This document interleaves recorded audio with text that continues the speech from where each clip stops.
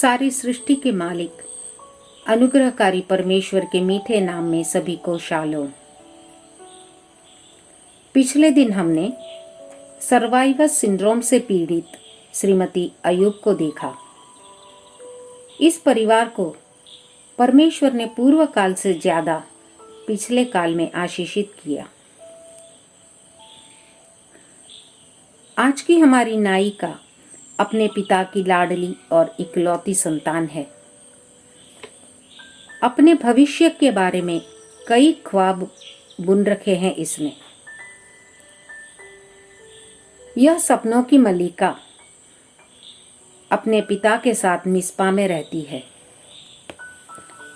इसे मैंने नाम दिया है द वेलिंग वर्जिन, यानी कि शोकपूर्ण कुंवारी। मिस्पा का अर्थ है वॉच टावर, निगरानी रखने का गढ़ या मीनार। यरूशलेम की उत्तरी ओर 12 किलोमीटर दूरी पर स्थित है मिस्पा। इस जगह पर याकूब और लाबान ने आपस में वाचा बांधी थी, जो हम उत्पत्ति की किताब के 31वें अध्याय में देख सकते हैं। इसका पिता इब्तह इस्राएल का न्यायी था, जिसने 6 साल इस्राएल का न्याय किया। वो बड़ा शूरवीर भी था। अम्मोनियों के साथ जो युद्ध हुआ, उस युद्ध में इब्ताह ने विजय प्राप्त की। इब्रानियों की पत्री के 11वें अध्याय में विश्वासियों की सूची में हम इब्ताह का नाम भी देखते हैं।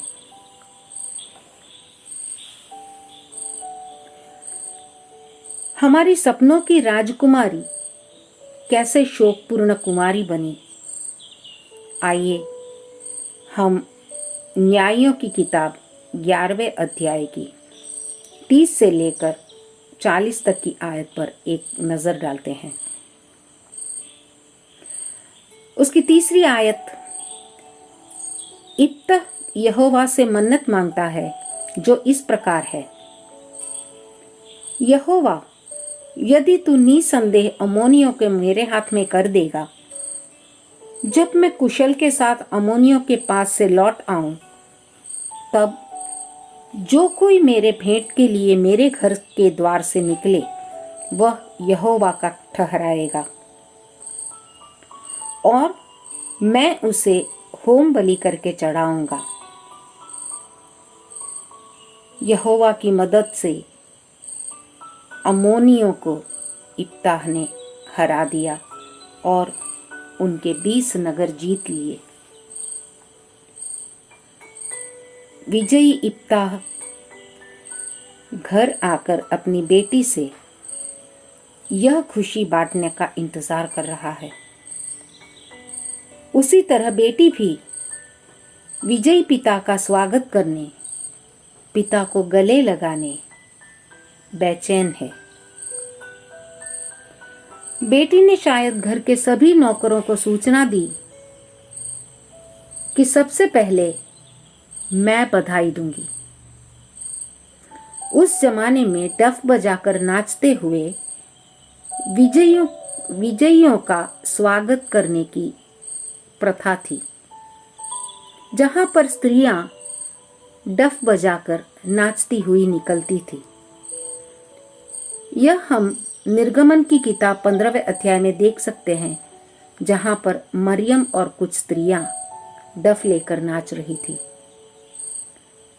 शमूएल की पहली किताब का 15वें अध्याय में भी हम देखते हैं, इस्राएली स्त्रियों ने दाऊद का स्वागत किया। इब्तह जब घर आया, उसकी बेटी डफ बजाती और नाचती हुई उसकी भेंट के लिए घर से बाहर निकल आई। भागकर अपने पापा को गले लगाया। इब्ताह के दिल पर बिजली सी कड़क गई। विरोधाभास, ये विरोधाभास आप समझ सकते हैं। देखिए यहाँ पर क्या हुआ। एक दूसरे से मिलने के लिए बेकरार थे दोनों बाप बेटी। विजयी पिता की घर लौटने की खुशी थी और दूसरी तरफ उसी खुशी के कारण इप्ता गम में डूब गया। इप्ता के जितना अभागा सारी पृथ्वी पर कोई नहीं होगा। वो विजय की खुशी भी न मना सका। विजयी इप्ता बेटी के सामने पराजित हो गया। भविष्य के सपने बुनने वाली के सभी स्वप्न चूर चूर हो गए। बेटी के हाथ पीले करके उसे विदा करने की जगह आज संन्यास लेने के लिए मजबूर होना पड़ रहा है। बाप बेटी के मिलन की यह घड़ी उनके विरह का और उनके बिछड़ने का संदेशा लेकर आई। क्यों ऐसा क्यों हुआ? क्योंकि यहां पर स्वयं ऊंचा उठा। इप्ता का चरित्र तो हम जानते हैं। इप्ता कौन है, कहां से आया है। न्यायियों की पुस्तक के 11वें अध्याय में हम इप्ता के बारे में पढ़ते हैं। इप्ता ने दुनिया की नजर में ऊंचा उठने की कोशिश की। अपने आप को ऊंचे तख्ते पर रखने की कोशिश की। क्या इसमें परमेश्वर के नाम की महिमा हुई? जी नहीं। न्यायियों की किताब 11वें अध्याय में हम यह देख सकते हैं। अपने आप को महान बनाने की कोशिश में अपने ही मुंह के वचनों से इप्ता फंस गया, क्योंकि यहोवा नम्र को संभालता है। इप्ता ने अपने कपड़े फाड़कर, हाय मेरी बेटी, तूने मेरी कमर तोड़ दी और तू भी मेरे कष्ट देने वाले में से हो गई है। हमारी नायिका अचंभे में पड़ गई। उसे कुछ समझ नहीं आ रहा था। उसका पिता बहकी बहकी बातें क्यों कर रहा है। उसने बात को काटकर पिता से कहा, क्या हम यहाँ आंगन में बातें करते रहेंगे? चलो हम भीतर जाते हैं। आज मैंने आपके लिए आपकी पसंदीदा पकवान बनाने को कहा है। जाओ, नहा धोकर फ्रेश होकर आओ। मैं खाना लगाने को कहती हूँ। हम बाप बेटी बैठकर एक साथ खाएंगे और बहुत सारी बातें करेंगे। बेटी की बातें सुनकर मानो इप्ता के जख्म पर बेटी ने नमक छिड़क दिया हो। उसका गला सूख गया। गले से आवाज बाहर नहीं आ रही। किस मुंह से वो बेटी को अपनी मन्नत के बारे में बताएगा? लेकिन बताना तो पड़ेगा ही। हिम्मत जुटाकर आखिरकार इप्ता ने बेटी से अपनी मन्नत के बारे में बताया। बेटी के पांव तले से जमीन खिसक गई। वो कुछ नहीं बोली। उसकी आंखें आंसू से भर गई। निराश और निशब्द थी वह।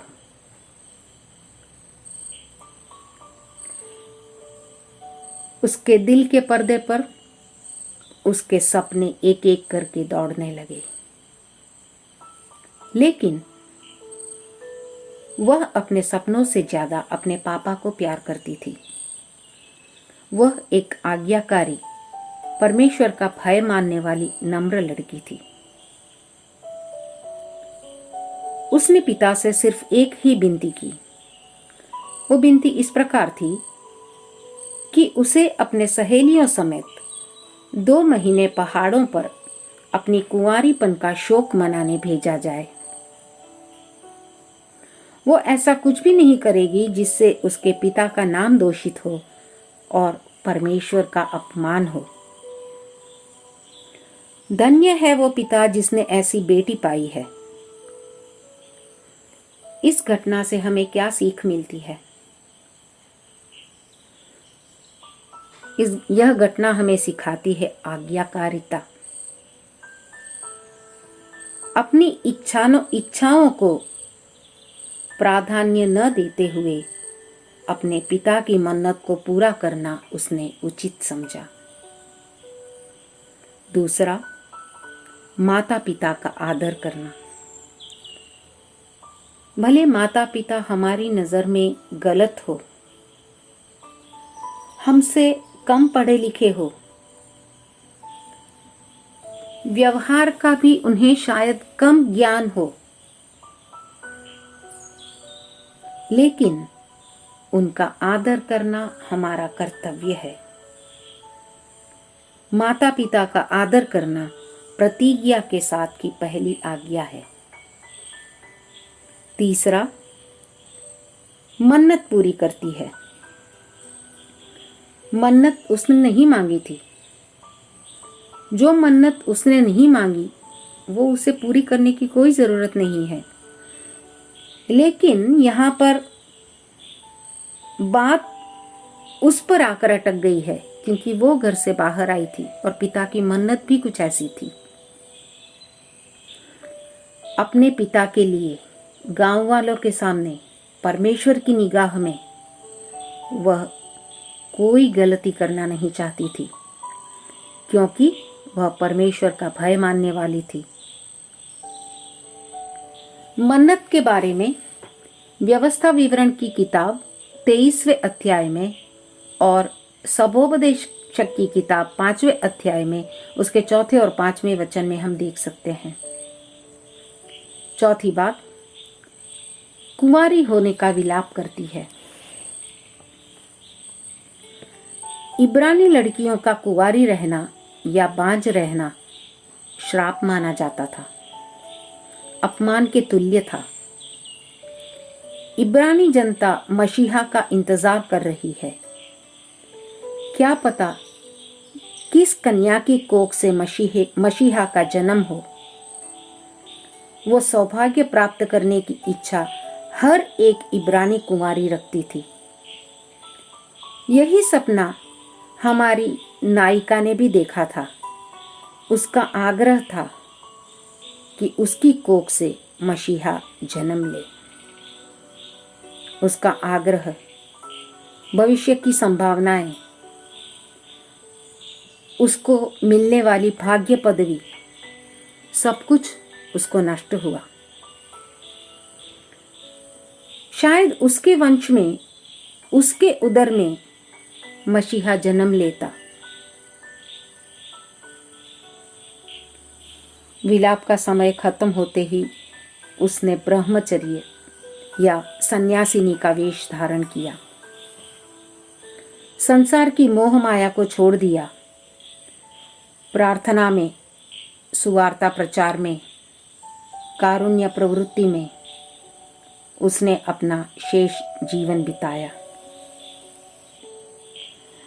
न्यायों की किताब 11वें अध्याय की 40वीं आयत में हम पढ़ते हैं कि इब्ताह की बेटी की याद में इस्राएली स्त्रियां प्रतिवर्ष 4 दिन पहाड़ों पर जाती थी इस लड़की का यशगान करने के लिए।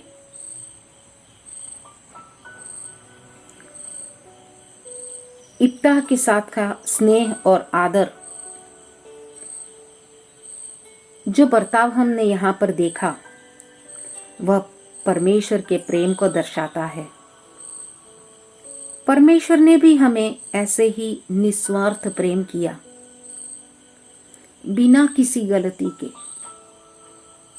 बिना किसी पाप के हमारे लिए उसे क्रूस पर मरना पड़ा।